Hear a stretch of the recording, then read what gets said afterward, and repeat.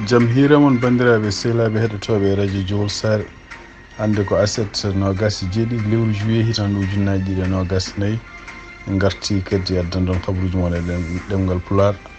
ko ɓuuri hewde kabaruji men koko fati États-Unis kono ma en jaa toon to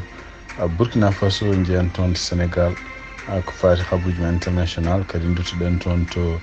Gaza ɗum noon ko bomboji hakkude kamɓe Israël e kamɓe Hamas e Hezbollah sukaɓe heɓe maayi hen ɗum noon ko bomboji baɗɗi hande subaka ɗum woni titre uji men ɓurɗi wonde ɗo le journal ma en gartu desuji muɗum joni joni.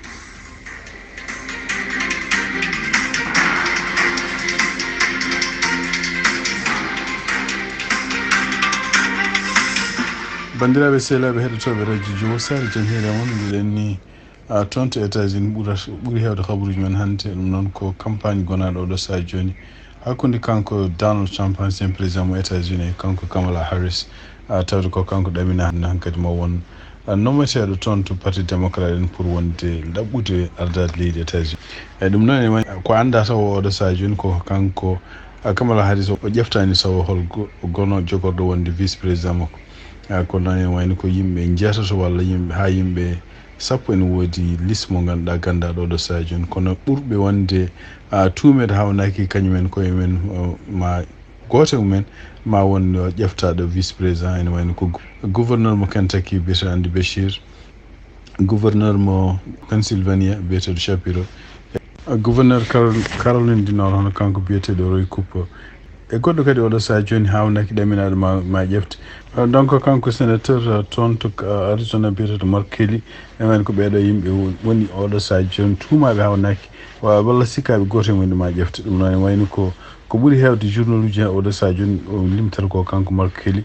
pour wawa ƴeftede wonde vice président ɗum noon kadi ma wawa wallude hono Kamala Harris ko fate gueɗe ɗe ganduɗa kalteɗo ɗo saha joni ko fati immigration ko farte surtout frontiére hakkude mabɓe kamɓe États-Unis e Arizona e oɗo ñalawma hande hono kanko gouverneur mo Pennsylvania o wawino kadi ñallude toon to Pennsylvania wadde ɗum campagne makko wallude hono kanko Kamala Harris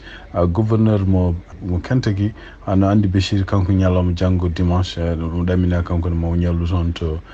to Georgia wadde kadi campagne pour Kamala Harris ene wayno ko wawi wonde fof ene wayno ko Kamala Harris nen continue dañde yimɓe abbotoɓe yimɓe walloɓe ɗumen ɗum noon surtout oɗo saha joni ko groupe aji rewɓe ɓaleɓe waɗeɓe foof enen dandina kalis kewɗo ɗum noon pour wallude men campagne makko kanko Kamala Harris siftinde on tan wayno ko oɗo saha joni hono kamɓe républicain surtout kanko Donald Trump oɓe puɗɗima wadde toon jaam par ce que ko ɓalejo toon jaam par ce que ko debbo e surtout toon jaam wiide wonde ko e nder laamu kanko président Joe Biden ko kanko Kamala Harris halfinano ko fate frontiére uji gonɗi hakkude États-Unis e Mexico kanko halfinno kadi ko fate en immigration ɗum noon ko kanko ɗaali yimɓe hewɓe nadde ɗo e leydi he taw ɓe ngala kayitaji kanko Donald Trump no wiyata ko yimɓe ɓe ganduɗa en jogorɓe bonnude ƴiƴam américain ji gonguira e gonga donc ko siftinde on tan hono kanko Kamala Harris ko kanko jogori wonde jogorɗo waddude histoire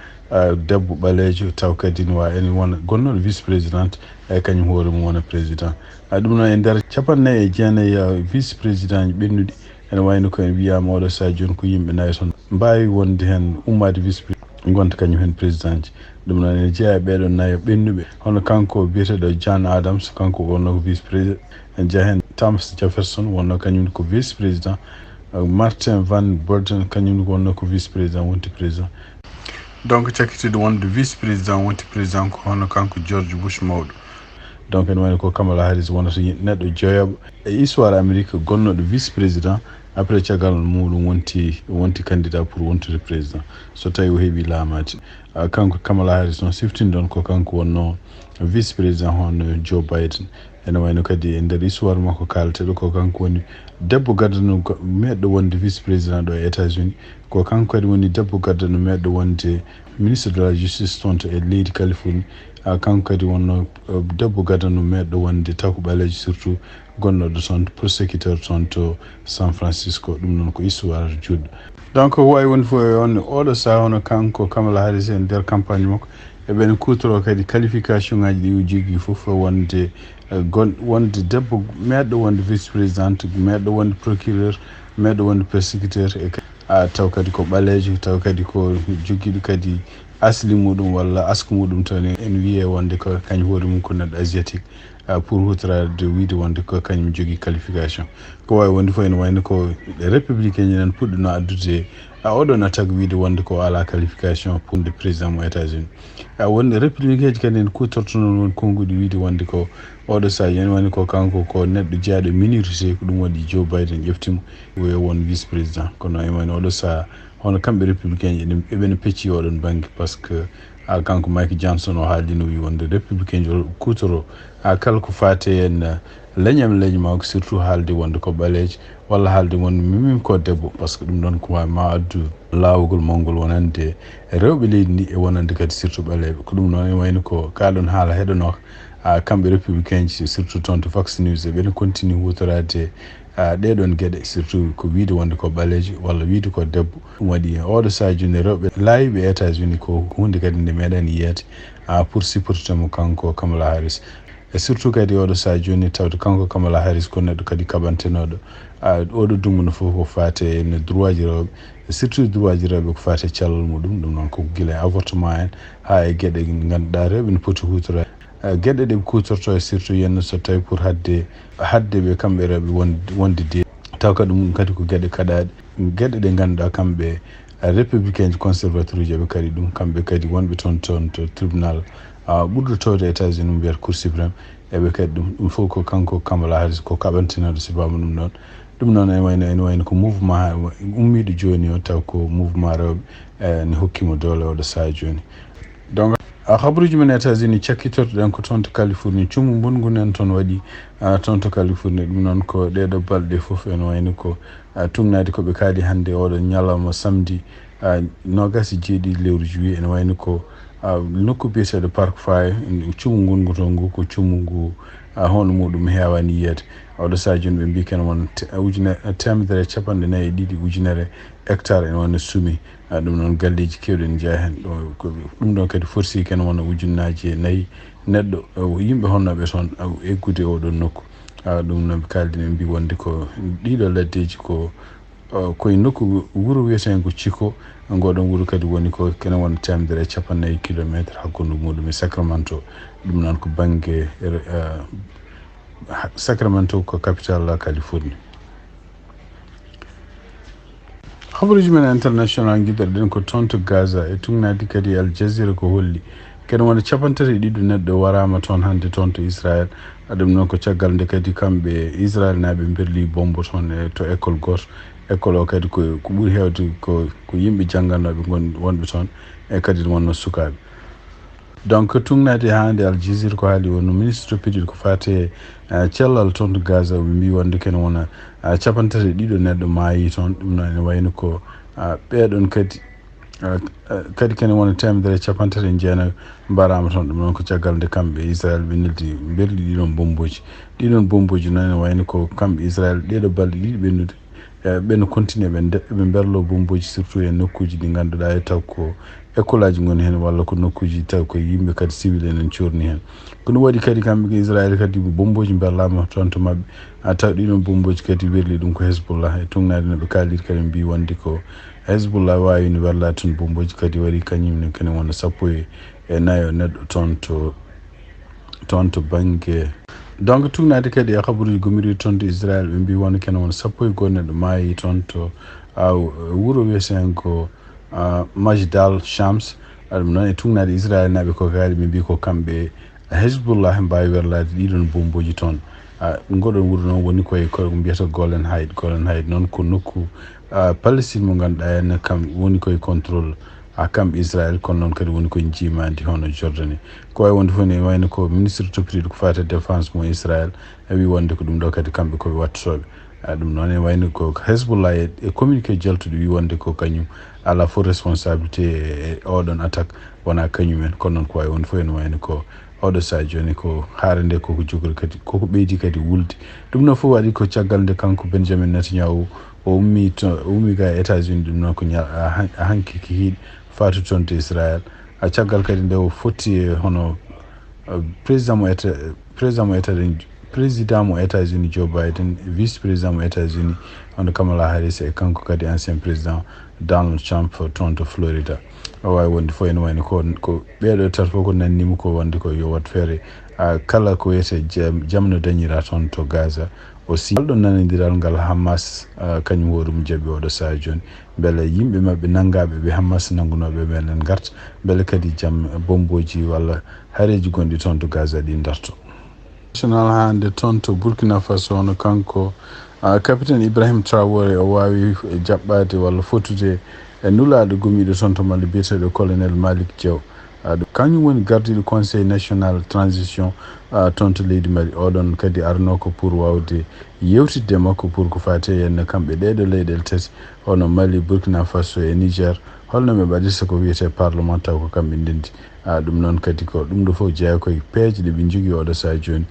caggal nde ɓe créé nde ɓe coosi fedde wiyetede alliance des états du Sahel ɗum ko mbiyata AES kanko noon gardiɗo kanko noon nelaɗo gumiɗo toon to Mali o no wayno holli wonde ko caggal nde yaltinde wonde ko weltare makko caggal kadi nde wawi joddade hono capitaine Ibrahim Traoré ɓe mbi wonde ko ne wayno ko nde poti huccande ko yacci caggal jonte tati ndeɗo fedde wiyetede AES joɗino toon to Niger donc ɓe mbaɗa ko wiyete parlement mabɓe taw kadi ɓe mbawa jogade député ji mabɓe kamɓe ɗeɗo leyɗele tati ɗum noon ko hunde nde ganduɗa oɗo saha joni kamɓe leyɗele heddiɓe jeeyaɓe CEDEAO eɓen continue ɓene daara ɗeɗo leyɗele siftinde on tan kono kanko jonde mabɓe kamɓe assemblée générale mabɓe bannoɗo toon to Nigéria ɗum noon ko toon to Abuja ene wayno ko kanko Bassirou Diomaye Faye halfino yo waw yaade tefoyde kadi ɗeɗo leyɗele jaltuɗe CEDEAO ɗum noon ko Burkina Faso Niger e Mali pour beele mbawa arde haysino ɓe gartani toon to CEDEAO ƴewde hollo jotodiral bawgal wonde hakkude kamɓe leyɗele CEDEAO e ɗeɗo leyɗele Afrique taso tati taw kadi ne ko jokkodiral badgal fayida ko wawi wonde fof ene wayno ko kanko Bassirou Diomaye Faye kadi won o halfinino oɗon mission kadi neɗɗo goɗɗo mo ganduɗa en taw ene wawi liggudade makko pour beele wawa haldude ɗeɗo leyɗele ardiɓe ɗumen pour beele jamne dañe toon to Afrique toon to Sénégal hono kamɓe parti walla yimɓe jeeyaɓe député ji jeeyaɓe Benno Bokk Yakar ɓe mbawi rendude kadi e nder boto mabɓe mbi wonde ko oɗo saha joni ɓe kolla mettere mabɓe caggal nde neɗɗo mabɓe o sehil mabɓe goto nangga ɗum noon nangui ɗum ko sibabude won konnguli ɗi haali fatude konnguli patude kanko garduɗo leydi Sénégal Bassirou Diomaye Faye e premier ministre makko Ousmane Sonko oɗo nanggan noon ko biyeteɗo ko jangguinowo biyeteɗo Amata Suzanne Camara kañum hoore mumen wayno o nanggama kadi walla hanki kanko hoore makko ɓenninama toon to tribunal ɗum noon e tungnade communiqué gummiɗo toon taw ari ko toon to Seneweb hono Abdoul Mbow e yimɓe liggoto kaali mbi wonde ko oɗo saha joni hono kamɓe gouvernement mabɓe kamɓe Bassirou Diomaye Faye e kanko Ousmane Sonko ɓe pori ko huccitande jogade ko wiyete en karallagal noɓe nanguiri ɗiɗo batuji jahoji e nder maaje ko mbiyata maaje gueji pour beele en mbawa taw sukaɓe ne goni hen ene joolo e laabi donc eɓe keeɗi yimɓe ɓe ganduɗa kañumen neldiɓe toon pour yo gonan ɗumen sarɗiyankoɓe ɗum noon ko député ji e kadi ene wayno ko kala peeje bawɗe waɗede pour wallude leydi ndi henna walla wallude ɓeɗo citoyen ji pour wadde ligguey mabɓe mbaɗa ɗum ɗon ɓe mbi noon eɓe continue kam fof nanodirde pour oɗo saha joni kala ɗeɗo nanggue ɗe ganduɗa nguɗo laamu kesu woni oɗo saha joni pour kala kalɗo hunde ene nanggue au lieu de huccande ɗum ɗon laamu ngu huccande joni ko kala kalɗo hunde nanggue ɗum noon ko hunde nde jogorani nafde leydi ndi e tungnade communiqué mabɓe ko haali habaruji men international cekkitorɗen ko toon to Algérie e tungnade kadi ministére mabɓe des affaires étrangères communiqué mo waɗi wi wonde ko caggal nde haaluji walla habaruji gummi toon to France wonde ko kamɓe français ɓe si babude pewnitagol ngol ɓe jogui wonde kono kanko Emmanuel Macron visite mo jogori wadde ɗo e hitande hade mum mayde toon to Maroc ene wayno ko France oɗo saha joni en gonɗin wonde ko Sahara occidental nene foti jogade hoore muɗum e surtout e nder jimadi Maroc ɗum ɗon noon ko hunde nde ganduɗa kamɓe Algérie ɓe beltaki no fewi saabu France wayli hollo dande muɗum e oɗo ndeɗo haare wonde hakkude Sahara occidental Maroc et Algérie. ɗum waɗi donc ene wayno ko kanko ministére des affaires étrangères mo Algérie oyi wonde ko mo rentina France ko kala conséquence kala battande gonɗe e nguɗo mbayli ko position mabɓe ko fate ndeɗo haare wonde toon to Sahara occidental ko hunde nde jogoran moƴƴude hakkude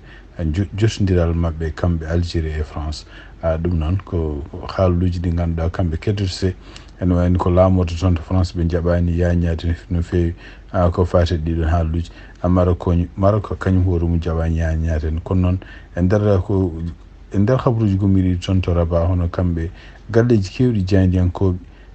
gonɓe toon to Maroc ene belti oɗo saha joni wiide wonde ko France gonɗini wonde ko hakkude Sahara occidental e Maroc ko leydi gotiri. ɗum noon ko hunde nde ganduɗa henne ma walluɓe kamɓe Maroc naɓe kadi continde har nde ɓe goni oɗo saha joni hadde Sahara occidental hebde indépendance mum e surtout kadi hadde hono sahrawi naɓe kañum koyemen kontiri jottodirde Algérie. donc wayno ko ɗum woni ko ɓuuri mawde kadi urmbitinde hakkude France e Algérie.